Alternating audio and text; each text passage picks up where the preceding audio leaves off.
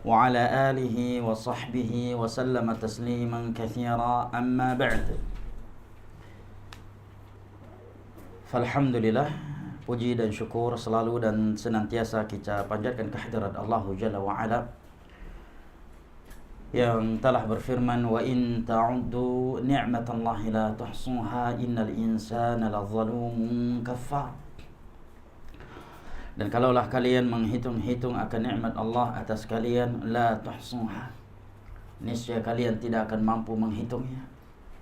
Innal insana lazalumun kafar, sesungguhnya manusia itu pelaku kezaliman dan kekufuran. Dan tentunya nikmat yang paling besar dan paling berharga bagi seorang muslim dan muslimah adalah nikmat agama. Innallaha yu'ti dunya man yuhibbu wa man la yuhibb, wa la yu'ti din illa man yuhibb. Karena nikmat dunia itu akan Allah berikan kepada hamba yang ia cintai dan kepada hamba yang tidak ia cintai sekalipun. Adapun nikmat agama, maka Allah tidak akan memberikannya kecuali kepada hamba yang ia cintai sahaja. Ilmu, mempelajari dan mengajarkannya adalah diantara nikmat agama yang sangat besar dan mahal dari Allah Jalla wa'ala kepada siapa saja yang dia kehendaki dari hamba-hambanya, dan wajib mereka syukuri. Ikhwan al-kiram wa akhwati al-karimat, insyaallah ta'ala kita akan memasuki al-aslu thalith, landasan yang ketiga, dan ini pembahasan yang terakhir dari kitab ini, dan insyaallah kita tamatkan sebelum teman-teman kita melakukan salat asar berjamaah. Baik, kata beliau, al-aslu thalith ma'rifatu nabiyyikum Muhammadin sallallahu alaihi wasallam. Kewajiban mempelajari mengenal nabi kita Muhammad sallallahu alaihi wasallam. Wahwa Muhammad bin Abdullah bin Abdul Muttalib bin Hashim. Beliau adalah Muhammad bin Abdullah bin Abdul Muttalib bin Hashim. Wa Hashim min Quraisyin, dan Hashim dari suku Quraisy. Wa Quraisyun min al-Arab, dan Quraisy dari bangsa Arab. Wal Arabu min dzurriyyati Ismail bin Ibrahim al-Khalil, dan bangsa Arab itu adalah anak keturunannya Ismail. Disebutkan bahwa Ismail memiliki bahwa asal-usul Arab itu dari dua orang, Qahtan dan Adnan. Qahtan dan Adnan. Dan antara Qahtan dan Adnan kepada Nabi Ismail, di sini khilaf ulama, ada yang mengatakan ada 4 orang, ada yang mengatakan lebih, dan seterusnya. Nah, Adnan anak keturunannya itu berada di Mekah, Madinah dan di sekitarnya. Sedangkan anak keturunannya Qahtan itu berada di Yaman. Nah, maka mereka semua adalah sesepuhan, adalah saudara. Nah, qala alaihi wa ala nabiyina afdhalus salati wassalam. Dan Ismail ada putra Nabi Ibrahim, sang kekasihnya Allah Jalla wa'ala. Hanya ada 2 nabi yang mendapatkan gelar ini dari Allah Jalla wa'ala, Khalilullah, Nabi kita sallallahu alaihi wasallam dan Nabi Ibrahim. Walahu minal umri 63 sanah. Nabi kita sallallahu alaihi wasallam memiliki umur 63 tahun. Minha 40 qabla an-nubuwah, 40 tahun sebelum beliau menjadi nabi. Sepakat seluruh ulama bahwa Nabi kita berada di Mekah sebelum diangkat menjadi nabi selama 40 tahun. Kesepakatan yang kedua adalah bahwa Nabi kita berada di Madinah selama 10 tahun. Hanya saja ulama sirah khilaf di antara mereka berapa lamakah Nabi di Mekah setelah diangkat menjadi nabi. Pendapat yang pertama mengatakan 10 tahun, pendapat yang kedua mengatakan 13 tahun, dan pendapat yang ketiga mengatakan 15 tahun. Dan jumhur adalah pendapat jumhur 13 tahun, dan ini ditegaskan oleh beberapa sahabat Nabi, di antaranya Abdullah bin Abbas radhiyallahu anhu. Wa 23 nabiyyan rasula. Selama 23 tahun beliau menjadi nabi dan rasul. Nubbi'a bi Iqra. Wahyu perdana yang turun kepada beliau yang dengannya beliau diangkat menjadi nabi adalah bi Iqra. Lebih detailnya adalah dengan 5 ayat pertama dari surat Al-Alaq. Ini bahasa yang lebih detail. Karena wahyu yang pertama diturunkan kepada Nabi bukanlah keseluruhan surat Iqra, tetapi 5 ayat pertama dari surat Iqra, Al-Alaq, sebagaimana yang ditegaskan oleh Aisyah radhiyallahu anha dalam Sahih Bukhari di pembahasan pertama dalam kitab Sahih Bukhari. Kalau kita buka Sahih Bukhari, maka pembahasan yang pertama di sana adalah kitab Bidi'il Wahyi, awal mulanya wahyu. Setelah turun 5 ayat pertama dari surat Al-Alaq ini, terjadi jeda wahyu yang sekian lama. Ada yang mengatakan lamanya beberapa bulan, ada yang mengatakan 1-2 tahun. Kemudian turunlah 5 ayat pertama dari surat Al-Mudaththir yang dengannya boleh diangkat menjadi Rasul. Wa baladuhu Makkah, negeri beliau dilahir dan dibesarkan adalah Makkah. Wa hajara ilal Madinah, kemudian beliau hijrah ke Madinah setelah berdakwah 10 hingga 13 atau 15 tahun dengan khilaf di antara ulama di Makkah. Ba'athahu Allah bin nidar 'anil syirki wa yad'u ila tauhid.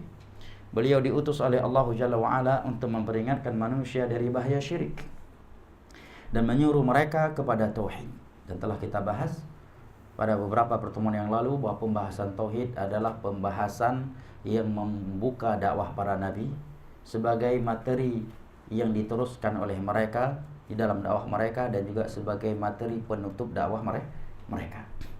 Wa dalilu qauluhu ta'ala, dan dalilnya adalah firman Allah, ya ayyuhal muddaththir qum fa'anzir wa rabbaka fakabbir wa thiyabaka fatahhir warrujza fahjur wa la tamnun tastakthir wa li rabbika fasbir.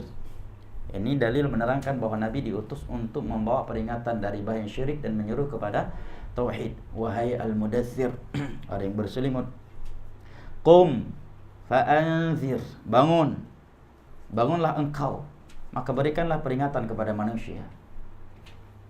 Besarkanlah Rabbmu dengan mentauhidkannya. Wa thiyabaka fatahhir, dan bajumu maka bersihkanlah.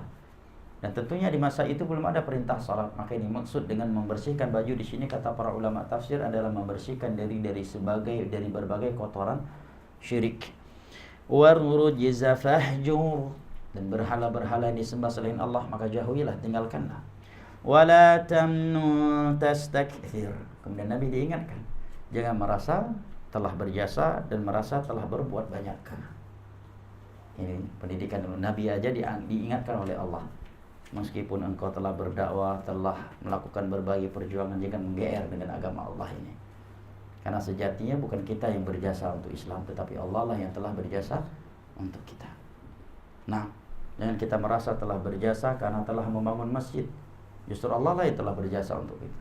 Karena hidayah dari Allah kita membangun masjid. Kalau bukan karena hidayah dari Allah, mungkin kita membangun tempat zina, tempat khamar, tempat syirik, tempat bid'ah. Karena hidayah dari Allah saat ini kita masih duduk di dalam majelis ilmu agama.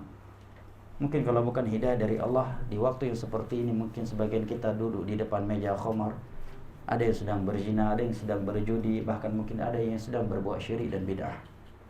Nah, demikian juga seorang dai, bagaimanapun jam terbang dakwahnya dan karya tulisannya yang begitu banyak, tidak boleh dia GR merasa telah berjasa untuk Islam sehingga dia ujub dengan karangan-karangannya tersebut atau dengan jam terbang dakwahnya tersebut. Karena justru Allah lah yang telah berjasa untuknya. Karena hidayah dari Allah, dia menjadi dai yang menyuruh kepada tauhid dan sunnah.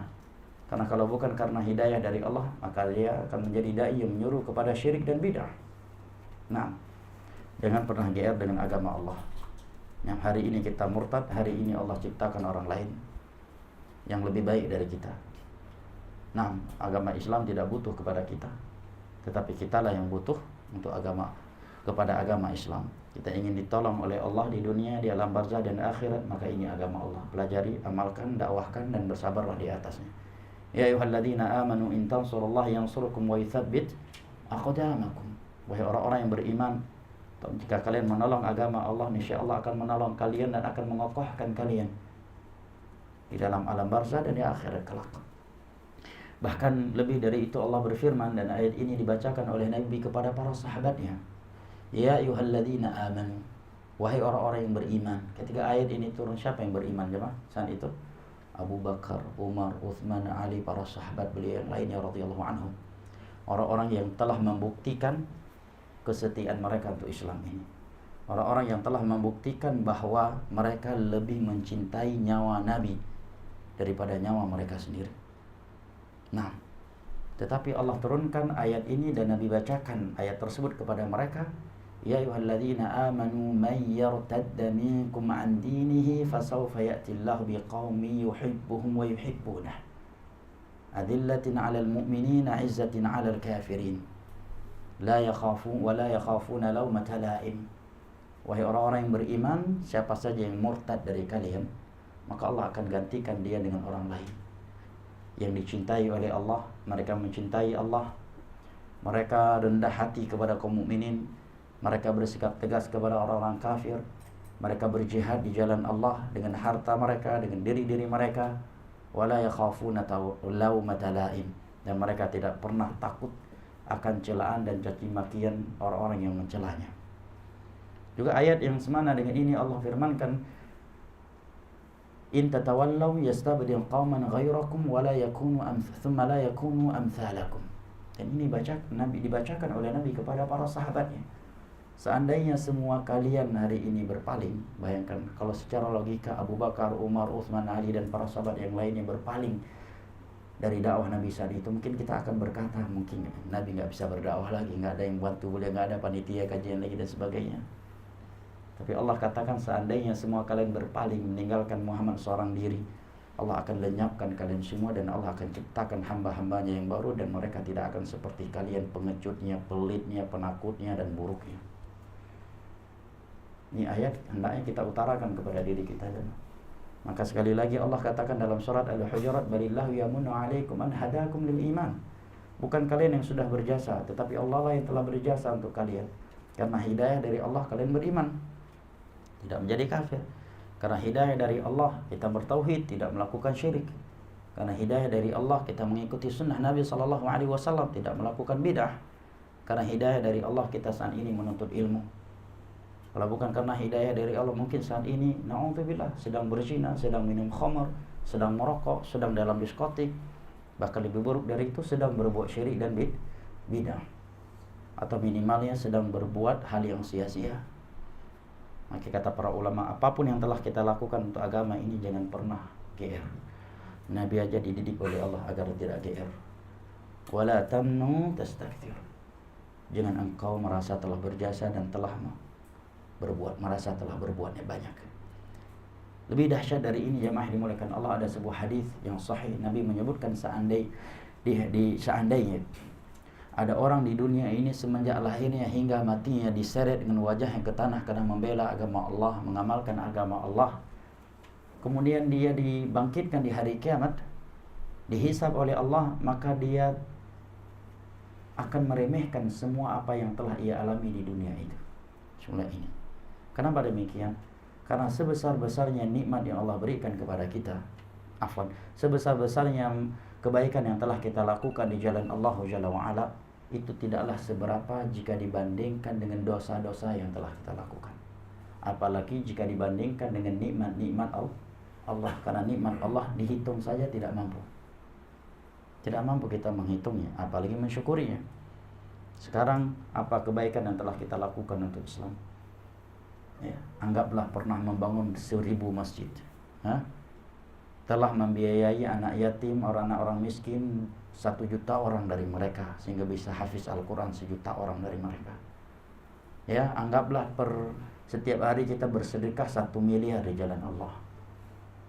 Itu tidak sebanding dengan nikmat nafas yang Allah berikan setiap detik untuk kita, ya kan?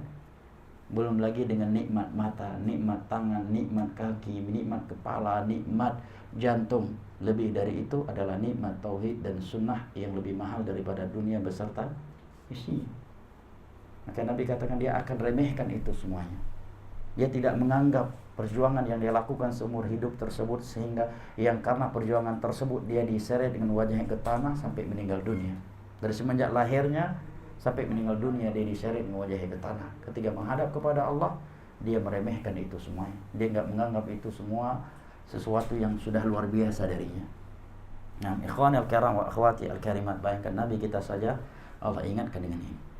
Ini yang harus selalu hadir dalam hati kita. Sehingga jangan pernah terbesit di hati kita, kalau nggak ada saya bagaimana. Ya ikhwah, jangankan tidak ada kita, Nabi saja sudah wafat sallallahu alaihi wasallam, agama ini masih terjaga sampai hari ini. Padahal Nabi sallallahu alaihi wasallam telah wafat. Khulafa ar-Rasyidin telah wafat. Umar bin Khattab telah wafat. 4 imam mazhab telah wafat. Imam Bukhari, Imam Muslim, Imam Abu Daud, Imam Nasai, ya, Imam Nawawi, Ibnu Hajar, Syaukani, Sun'ani, Syekh Albani, Syekh bin Baz, Syekh Utsaimin, Syekh Muqbil, dan ulama-ulama lainnya telah wafat. Tapi agama Islam masih terjaga kemurniannya sampai hari ini dan hingga hari kiamat. Maka yang hendaknya menjadi fokus kita adalah bukan siapa yang akan membela agama Allah ini. Itu urusan Allah. Allah akan menciptakan di setiap saat dan tempat orang-orang yang membela agamanya dengan ikhlas. Tapi hendaknya menjadi fokus kita adalah, akankah kita tetap istiqamah membela agama Allah ini dengan mempelajarinya, mengamalkannya, mendakwahkannya, dan bersabar di atasnya. Ini yang hendaknya menjadi fokus setiap kita. Nah, kalau dia ustadz, akankah dia selalu istiqamah berdakwah di jalan Allah dengan ikhlas sampai ajal menjemputnya?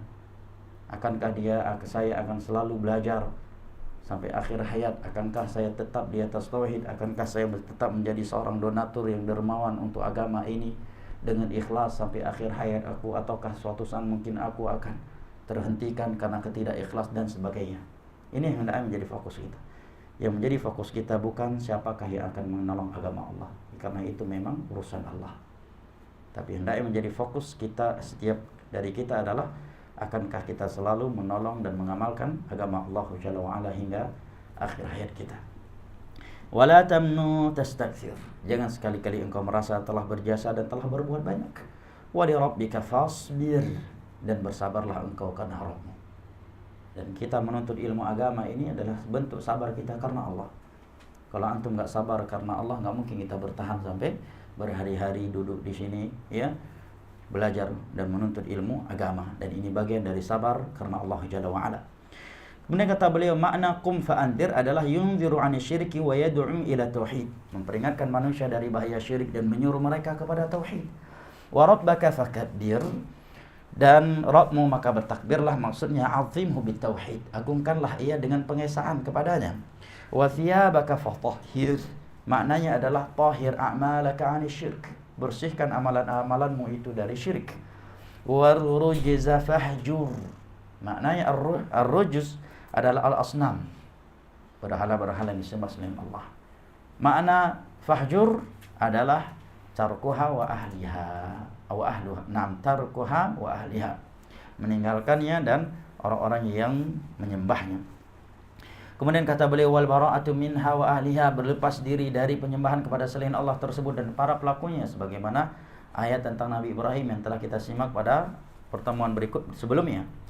Akhadha ala hadha 10 sinin, beliau menjalankan ini selama 10 tahun. Yad'u ila tauhid, mengajak kepada tauhid. Wa ba'da al-'ashr urija bihi ila sama, setelah 10 tahun lamanya beliau berdakwah di Mekah, kemudian beliau diangkat ke langit dunia. Apa perbedaan Mi'raj dan Isra? Atau tidak ada perbedaan di antara keduanya?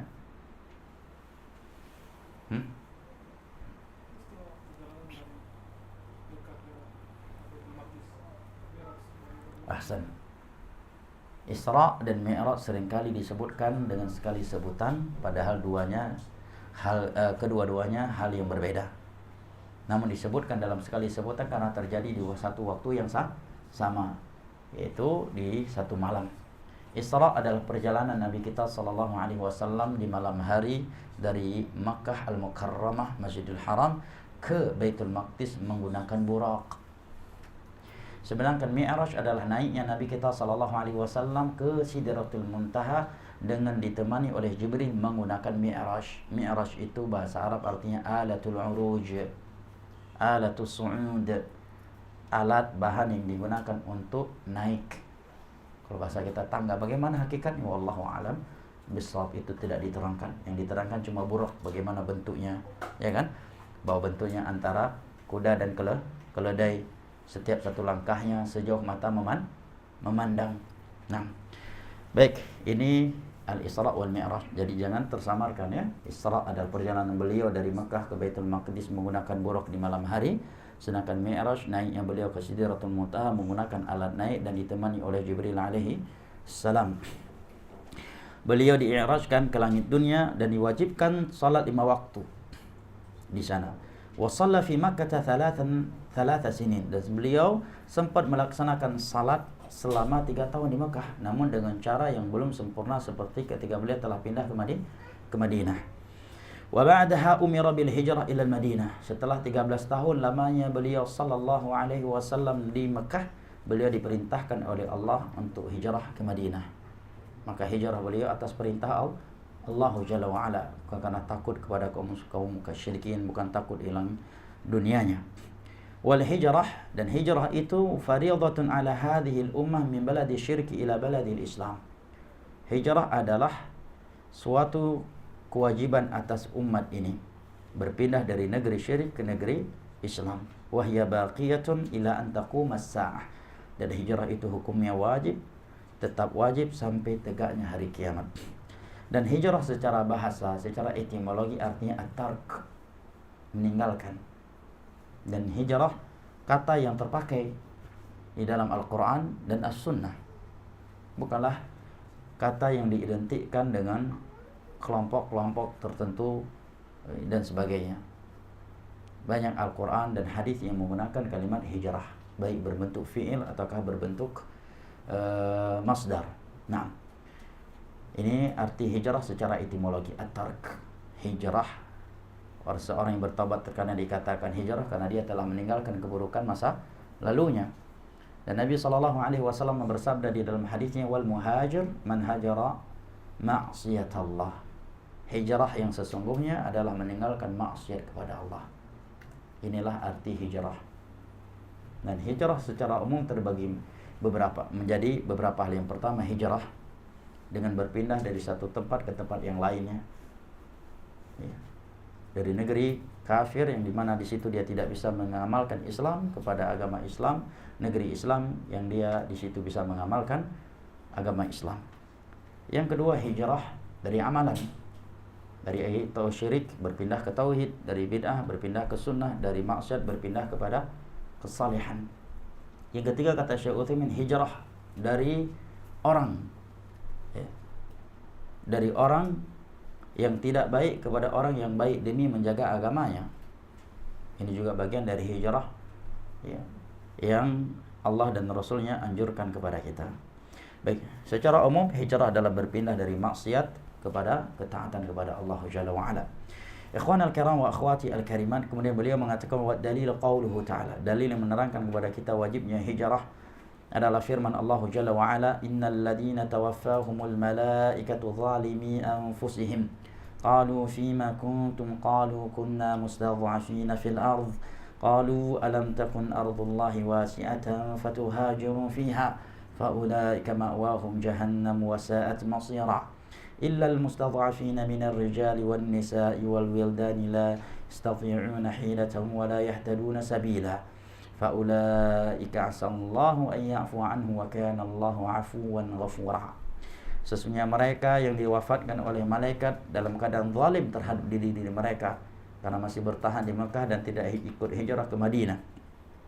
Maka para malaikat bertanya, kenapa kalian tidak melakukan hijrah? Mereka beralasan, kami adalah orang-orang yang lemah, ya, di dunia ini, padahal nggak punya uzur syar'i. Sehingga malaikat berkata kepada mereka, bukankah agama Allah itu bumi Allah itu luas, ya. Mereka dalam tafsir disebutkan mayat-mayat mereka didapati di Mekah ketika kaum muslimin berperang dengan kaum musyrikin, padahal mereka kaum mukminin, ya, karena masih bertahan di Mekah.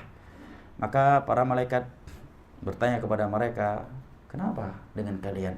Mereka menjawab, karena kami, ya, tidak mampu melawan dan menyelisihi alur yang ada di sini. Maka para malaikat mengatakan, bukankah bumi Allah itu luas sehingga kalian bisa hijrah meninggalkan Mekah ke Madinah sehingga dapat mengamalkan Islam dengan bebas? Faulaika ma'wahum jahannam wa sa'at masira. Mereka adalah orang-orang yang tempatnya jahannam, dan jahannam adalah seburuk-buruk tempat tinggal. illal mustadhafina minar rijali wal nisa'i wal wildani la yastati'una hilatan wa la yahtaduna sabila, kecuali mereka yang lemah dari kalangan lelaki, wanita dan anak-anak yang tidak mampu menempuh perjalanan dari Makkah ke Madinah, hijrah saat itu, dan tidak mengetahui jalannya. Faulaika asallahu an ya'fu anhum, mereka akan dimaafkan oleh Allah. Wa kana Allahu 'afuwan ghafura, dan Allah Maha Pemaaf lagi Maha Pengampun. Surat An-Nisa ayat 97 hingga dengan ayat 99. Wa qauluhu ta'ala, dan dalil berikutnya adalah firman Allah, ya ibadiyalladzina amanu inna ardi wasi'atun fa iyaya fa'budun. Wahai hamba-hambaku, sesungguhnya bumiku sangat luas, maka beribadahlah kalian kepadaku. Jika tidak bisa beribadah kepada Allah di suatu tempat, maka dia wajib berpindah ke tempat yang lain untuk bisa beribadah kepada Allah Jalla wa Ala. Kemudian beliau mengatakan, qala al-Baghawi, Al-Imam Al-Baghawi rahimahullahu ta'ala menjelaskan ayat ini, sababu nuzulil ahadil ayati fil muslimin alladzina bimakkah lam yuhajiru nadahumullah bismil iman. Sebab turun ayat ini adalah kaum muslimin yang masih bertahan di Makkah saat itu tidak ikut hijrah. Allah memanggil mereka dengan kalimat iman, menunjukkan perbuatan tersebut bukanlah pembatal yang membatalkan Islam. Kemudian beliau mengatakan wa dalilu 'ala al-hijrati minas sunnah, dan dalil dari hadis Nabi sallallahu alaihi wasallam tentang hijrah adalah sabda beliau sallallahu alaihi wasallam, la tanqati'ul hijratu hatta tanqati'a taubatu wa la tanqati'a taubatu hatta tatlu'a asy-syamsu min maghribiha. Hijrah itu tidak akan pernah putus sehingga pintu taubat tertutup, dan pintu taubat tidak tertutup sehingga matahari itu terbenam dari arah barat. Artinya ini akan terus ada sampai hari kiamat. Kemudian beliau mengatakan, falamma istaqarra fil madinati umira bi baqiyati syara'i'il Islam. Setelah beliau menetap di Madinah, mulailah perintah-perintah menjalankan isi syariat ini disampaikan oleh Allah kepada beliau, seperti zakat, puasa, haji, adzan, jihad, al-amr bil ma'ruf wan nahy 'anil munkar wa ghairi dzalika min syara'i'il Islam, dan yang lainnya dari syariat-syariat Islam. Akhadha 'ala hadza 10 sinin. Beliau melaksanakannya selama 10 tahun lamanya di Madinah, setelah sebelumnya 13 tahun di Makkah, setelah diangkat menjadi nabi dan rasul. Wa ba'daha tufiya salatullahi wa salamu alaihi wa dinuhu baqin, dan setelah itu beliau pun diwafatkan oleh Allah Jalla wa Ala sallallahu alaihi wasallam. Tetapi meskipun beliau telah wafat, tetapi agama beliau tetap masih ada hingga hari ini dan hingga hari kiamat, karena Allah lah yang menjaganya. Inna nahnu nazzalna dzikra wa inna lahu lahafizun. Kamilah menurunkan agama ini dan kamilah yang akan menjaganya. Dan ana nasihati antum untuk mendengar kajian atau membaca tulisan yang menjelaskan detik-detik atau hari-hari menjelang wafatnya Nabi sallallahu alaihi wasallam. Pembahasan cukup bagus, indah, ya, membuat kita semakin mencintai beliau, merindukan beliau, dan membuat kita benar-benar bersedih ketika membaca riwayat-riwayat tersebut. Nah, dan walillahil hamdu wal minnah, di dalam beberapa pertemuan mungkin bisa dilihat kembali di YouTube, ada beberapa kajian ana dengan judul ini, hari-hari menjelang wafatnya Nabi sallallahu alaihi wasallam. Karena kalau kita jelaskan dan kita sampaikan di sini menjadi pembahasan yang tersendiri dan tidak mencukupi waktunya. Baik, ini pembahasan cukup bagus, dan kalau ada tulisan tentang hal itu bagus sekali untuk antum baca. Namun yang berbahasa Indonesia ana belum tahu ya. Kemudian kata beliau, wa hadza dinu la khaira illa dallal ummata alaih wa la syarra illa hadzaraha min. Inilah agama beliau. Tiada suatu kebaikan beliau kecuali beliau telah mengajak umatnya kepadanya, dan tiada suatu kejelekan kecuali beliau telah memperingatkan umatnya dari kejelekan tersebut. Maka agama beliau telah sempurna. Oleh karena para ulama mengatakan kita tidak beribadah kepada Allah kecuali dengan apa yang beliau syariatkan.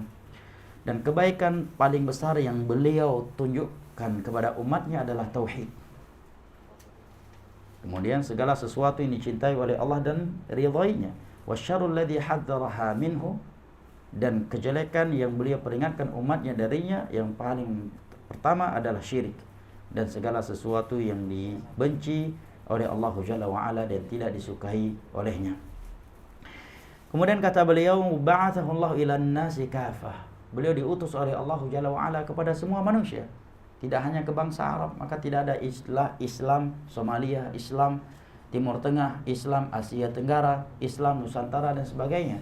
yang ada adalah Islam universal. Karena Nabi Islam, Nabi kaum muslimin adalah Nabi yang universal. Maka Islam hanyalah Islam universal. Islam yang dibangun di atas Al-Quran dan As-Sunnah ala fahmi salafil ummah, yang wajib diikuti oleh setiap muslim dan muslimah. Mohon perhatikan. Barakallahu fik. Waftarada ta'atahu ala jami'i thaqalain al-jin wal ins.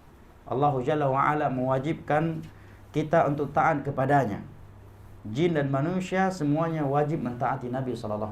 Artinya jangankan orang Arab semata, jangankan orang Indonesia saja, jin saja, jin juga berkewajiban untuk taat kepada Nabi SAW. Wa dalil qauluhu ta'ala, dan dalilnya adalah firman Allah, Qul ya ayuhan nasu inni rasulullah ilaikum jami'a. Katakanlah wahai sekalian manusia, sesungguhnya aku adalah utusan Allah kepada kalian semuanya. Al-A'raf ayat 158. Sisi pendalilannya adalah bahwa Nabi SAW diutus untuk seluruh manusia, tidak hanya untuk bangsa Arab dan tidak kepada yang lainnya. Maka apa yang dibawa oleh beliau berlaku untuk semua manusia. Nah, maka sekali lagi tidak ada istilah Islam Arab, Islam Timur Tengah, Islam Nusantara dan lain sebagainya. Wa akmalallahu bihid din, dan dengan beliau Allah menyempurnakan agama ini. Maka beliau tidak wafat kecuali agama Allah ini telah sempurna. Wa dalilu qauluhu ta'ala, dalilnya adalah firman Allah Jalla wa Ala, Al-yawma akmaltu lakum dinakum wa atmamtu alaikum ni'mati wa raditu lakumul Islam dina. Al-Maidah ayat ketiga. Hari ini telah aku sempurnakan untuk kalian agama kalian, telah aku sempurnakan nikmatku atas kalian, dan aku telah ridho Islam ini sebagai satu-satunya agama untuk kalian. Kalau kita membaca tafsir ayat ini, di sana akan ada penjelasan bahwa ayat ini turun kepada Nabi dan Nabi sedang wukuf di Arafah pada hari Jumat. Dan 80 hari setelah ayat ini turun, Nabi kita SAW diwafatkan oleh Allah. Dan setelah ayat ini turun, tidak ada lagi pembahasan halal dan haram kepada Nabi kita SAW. Ayat-ayat masih turun kepada beliau, tetapi tidak lagi membahas tentang halal dan haram. Baik, wa dalilu ala mautih, dan dalil menunjukkan bahwa beliau telah wafat dan mengalami kematian, qauluhu ta'ala, adalah firman Allah Jalla wa Ala, innaka mayyitun wa innahum mayyitun thumma innakum yawmal qiyamati 'inda rabbikum takhtasimun. Engkau akan mati dan mereka semua juga akan mati. Yang mencintaimu akan mati, yang mencelamu akan mati, yang membelamu akan mati, yang tidak membelamu juga akan mati. Maka serahkan segala urusan kita hanya kepada Allah. Tsumma innakum yaumal qiyamati 'inda rabbikum takhtasimun. Kemudian semua kalian pada hari kiamat kelak akan bertikai, akan berselisih di hadapan Allah. Allah yang akan memutuskan perselisihan yang terjadi di dunia ini antara muslim dan kafir, antara muwahhid dan pelaku syirik, pengikut sunnah dengan pelaku bidah, pelaku maksiat dan pelaku ketaatan kepada Allah. Di hari kiamat nanti semuanya akan disidang dan diselesaikan perselisihan di antara mereka. Dan hukum atau keputusan Allah untuk mereka akan menempatkan mereka, kalau bukan di syurga maka di neraka. Fariqun fil jannah wa fariqun fis sa'ir. Satu golongan ke dalam syurga dan satu golongan yang lainnya ke dalam neraka.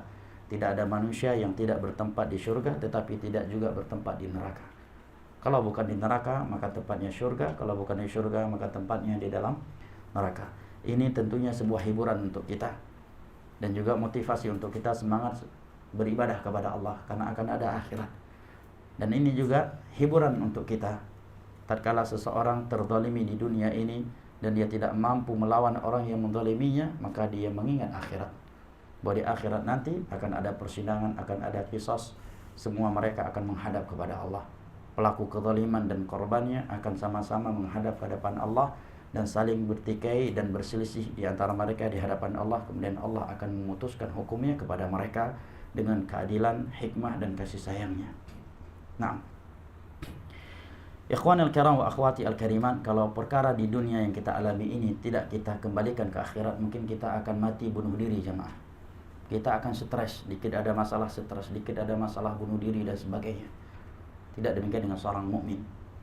Dia melakukan perjalanan di dunia ini dengan mengingat akan kampung akhiratnya. Bahwa semua yang dia hadapi di dunia ini nanti akan ada buahnya di akhirat kelak. Kebaikan yang dia lakukan akan berbuah kebaikan di akhirat, dan kejelekan yang dia lakukan akan berbuah kejelekan di akhirat kelak. Nah, demikian juga tatkala dia melihat dunia ini tidak berpihak kepada dia, maka dia mengingat akan ada akhirat nantinya akan berpihak kepadanya. Apabila hukum di dunia ini tidak berpihak kepadanya, tapi dia tetap taat kepada Allah dan tidak bergeser dari jalannya, maka hukum Allah di akhirat nanti akan berpihak kepadanya.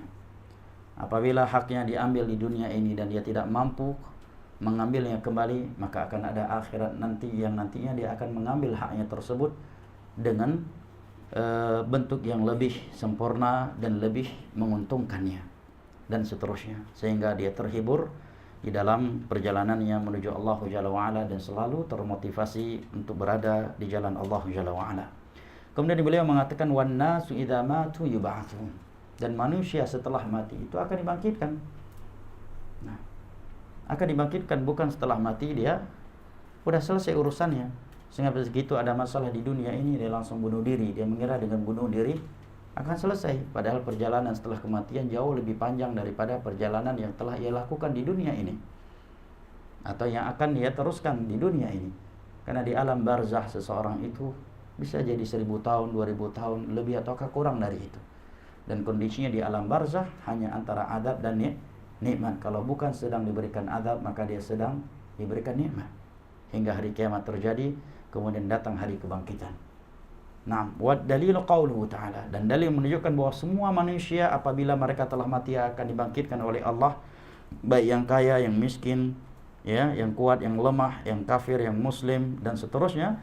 Adalah firman Allah dalam surat Taha ayat 55. Minha khalaqnakum wa fiha nu'idukum wa minha nukhrijukum taratan ukhra. Dari tanah kami menciptakan kalian. Kalian di sini maksudnya jenis kita yang pertama, yaitu Nabi Adam, karena anak keturunan Nabi Adam diciptakan mimma immahin, dari air sperma yang hina. Wa fiha nu'idukum, dan kepada tanahlah kami kembalikan kalian. Wa minha nukhrijukum taratan ukhra, dan dari tanahlah kami akan mengeluarkan kalian nantinya di hari kiamat. Wa qauluhu ta'ala, dan firman Allah Jalla wa ala, wallahu anbatakum minal ardi nabata thumma yu'idukum fiha wa yukhrijukum ikhraja. Allah lah yang telah menghidupkan kalian dari tanah dan akan kembalikan kalian ke dalam tanah dan akan mengeluarkan kalian nantinya dari tanah.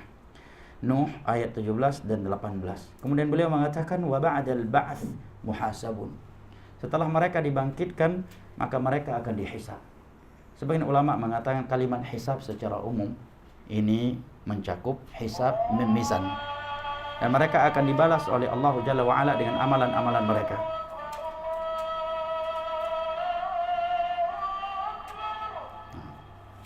Cukup? Baik, kita cukupkan sampai di sini, sisa beberapa baris lagi. Insyaallah kita lanjutkan setelah salat teman-teman salat asar berjamaah. Wallahu taala alam bisawab. Subhanakallahumma bihamdik asyhadu an la ilaha illa anta astaghfiruka wa atubu ilaik. Wassalamualaikum warahmatullahi wabarakatuh.